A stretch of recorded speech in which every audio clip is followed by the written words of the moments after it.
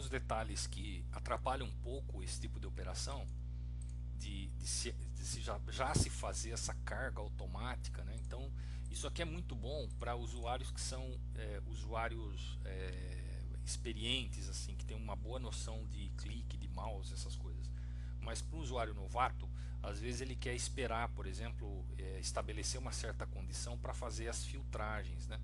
Então, às vezes essa atualização automática ela atrapalha um pouco. Então, vamos começar a estudar um pouquinho a respeito dessas atualizações aqui, tá bom? A primeira coisa que eu vou fazer é fazer mais uma espécie de filtro aqui em cima. Por exemplo, imagina que eu queira fazer um filtro pelo nome do estado. Eu digito o nome do estado e eu quero filtrar esse grid na lateral aqui pelo nome do estado, tá? Como que eu faço essa operação? Ok. Eu vou usar o mesmo aqui, né? Então a diferença é que eu quero colocar agora uma nova variável na interface chamada filtro estado ID. Poderia ser essa mesma aqui, ó, filtro estado ID. E essa variável filtro estado ID na tela, então olha, então eu vou trazer essa variável, atributo variável aqui em cima, vou colocar em cima aqui filtro estado ID. Eu quero colocar uma informação nessa variável e fazer com que isso já atualize esse filtro e também atualize esse grid, na verdade. Primeiro esse grid, depois esse grid, tá certo? Como fazer isso? Então, vamos trabalhar com números aqui mesmo, ó. Estado ID, essa aqui é uma variável numérica, então tecnicamente eu teria que colocar um código numérico aqui, ó. Então eu vou ter que aplicar no primeiro grid também uma operação de where. É a mesma operação aqui embaixo, ó, estado ID igual ao estado diferente de zero. Ou seja, se não tiver nenhuma informação nesse grid, nesse filtro, faça essa operação.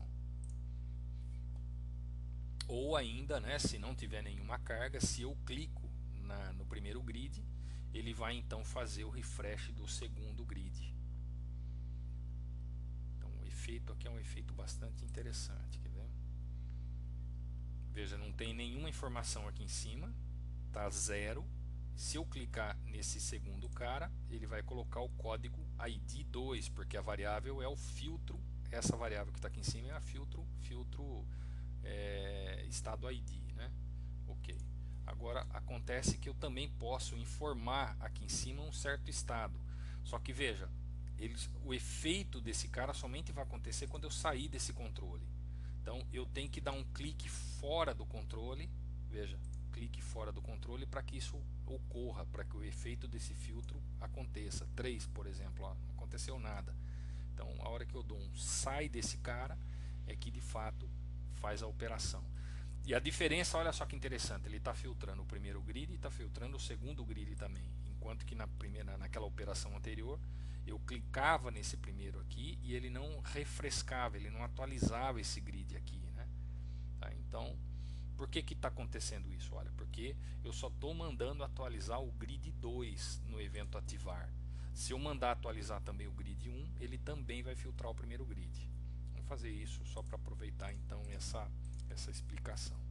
Ou seja, se eu fizer uma atualização do primeiro grid, também ele vai aplicar o filtro, porque agora o filtro estado ID, nesse caso aqui, vai estar valendo de fato um valor diferente de zero e vai ser aplicado então essa condição, né?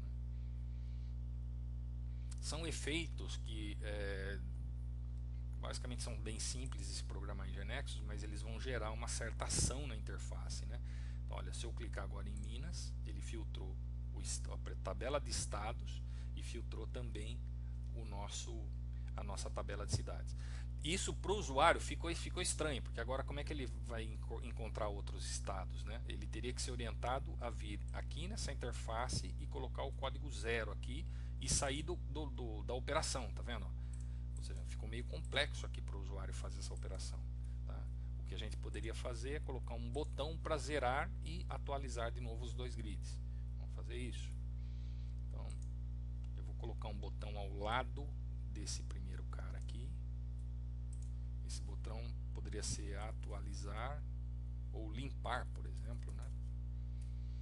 E a hora que eu clico nesse botão, né? Quando eu clicar nesse botão, vai gerar um evento. Esse evento eu vou zerar o meu grid, zerar o meu filtro, na verdade é a variável filtro, e vou mandar mandar então atualizar, refrescar os dois grids em separado. Então veja que eu tenho controle no GeneXus para reconstruir cada um dos elementos da tela. Normalmente a gente aplica isso sobre grids e sobre componentes. Então olha só o que acontece. Eu cliquei em Rio de Janeiro, ele pegou o Rio de Janeiro. Se eu dou um limpar, ele volta todos novamente. Pego Espírito Santo, nenhum, limpo. Pego Minas, limpo e assim por diante. Bom, esse é um dos exemplos de filtro externo ao grid, né? Agora, tudo bem, e se eu não quiser digitar o código do estado aqui, porque isso levaria o usuário a ter que aprender os códigos, né? Ele quer continuar ainda entendendo SP, RJ, MG. Tem como alterar isso daqui para que ele aceite letras ao invés de números, tá? Isso é tema para a próxima apresentação.